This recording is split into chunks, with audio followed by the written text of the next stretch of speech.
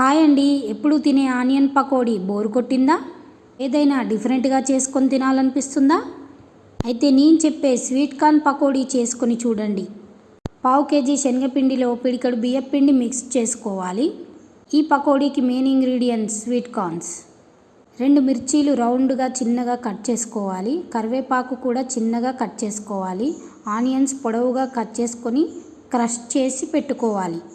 Ingredients అన్నీ పిండిలో add చేసుకుందాం. జీలకర్రని క్రష్ చేసి వేసుకోవాలి.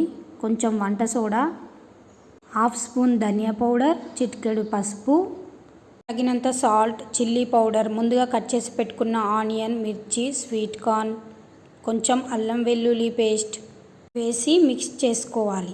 నెక్స్ట్ కొంచెం కొంచెంగా వాటర్ని యాడ్ చేస్తూ మరీ గట్టిగా కాకుండా లూజ్గా కాకుండా కలిపి పక్కన ఉంచుకోవాలి.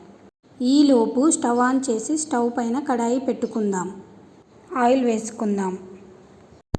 ఆయిల్ ఇంత అంత అని ఏమీ లేదండి, మీ ఇంగ్రీడియంట్కి తగ్గట్టు వేసుకోవాలి. పిండిని ఈ విధంగా మిక్స్ చేసి పెట్టుకోవాలి. ఆయిల్ హీట్ అయిందా లేదా చెక్ చేసుకొని పకోడీని వేసుకోవాలి.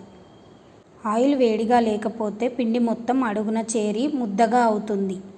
వేసిన తర్వాత మీడియం ఫ్లేమ్లో అడ్జస్ట్ చేసుకుంటూ కాల్చుకోవాలి.